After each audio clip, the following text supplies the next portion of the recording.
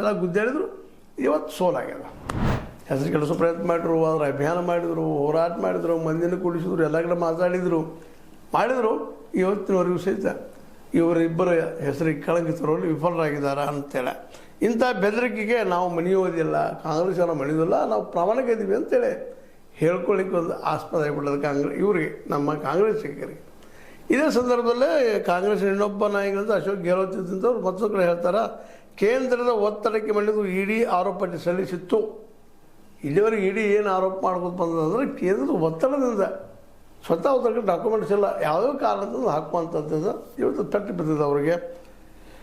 Court ಇದನ್ನು ತಿರಸ್ಕರಿಸಿರುವುದು ಅಧಿಕಾರದ ಮೇಲಿನ ಸತ್ಯದ ಗೆಲುವಾಗಿದೆ. ಇವತ್ತು ಕೋರ್ಟ್ ಇದ್ದು ಅದನ್ನು ತಿರಸ್ಕಾರ ಮಾಡೋದ, ಅದಕ್ಕಾಗಿ ಅಧಿಕಾರದ ಮೇಲೆ ಜಯ ಅದು ಅನ್ನುವಂಥ ಮಾತನ್ನು ಹೇಳ್ತಾ ಇದ್ದಾರೆ. ಅಂದ್ರೆ ಇಡಿಯನ್ನು ದುರುಪಯೋಗ ಮಾಡ್ಕೊಳ್ತಾ ಇದ್ದಾರೆ ಅನ್ನೋದು ಇಬ್ಬರು ಸ್ಪಷ್ಟವಾದ ಆರೋಪ. ಹೀಗಾಗಿ ಇವತ್ತು ಮತ್ತೊಮ್ಮೆ ಬಿ ಜೆ ಪಿಗೆ ಮತ್ತು ನಮ್ಮ ಮೋದಿಯವ್ರಿಗೆ ಹಿನ್ನಡೆ ಆಯಿತಾ ಅಂತೇಳಿ ಈಗ ಮತ್ತೆ ಮಿನಿಮಮ್ ಪಟ್ಟಿ ಸಲ್ಲಿಸ್ತೀನಿ ಮಾಡ್ತೀನಿ ಅಂತ ಹೇಳ್ತಾ ಇದ್ದಾರೆ. ಪಟ್ಟಿ ಸಲ್ಲಿಸ್ರಿ, ಆದರೆ ಇದು ಯಶಸ್ವಿ ಆಗಬೇಕಲ್ಲ ಅನ್ನುವಂಥದ್ದು.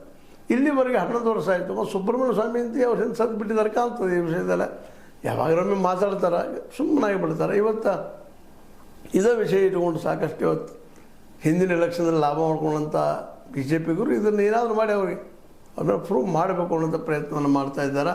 ಆದರೆ ಸ್ವತಂತ್ರವಾದ ಮೀಡಿಯಾಗೆ ಬೇಕಾಗಿರುವುದು ಸ್ವತಂತ್ರ ಧ್ವನಿ. ಆ ಸ್ವತಂತ್ರ ಧ್ವನಿ ಉಳಿಸಲು ನೀವು ಮಾಡಬೇಕಾದದ್ದು ಇಷ್ಟೇ. ಅದೇನಪ್ಪಾ ಅಂತಂತಂದ್ರೆ ನಿಮ್ಮ ಕೈಲಾದಷ್ಟು ಸಹಾಯ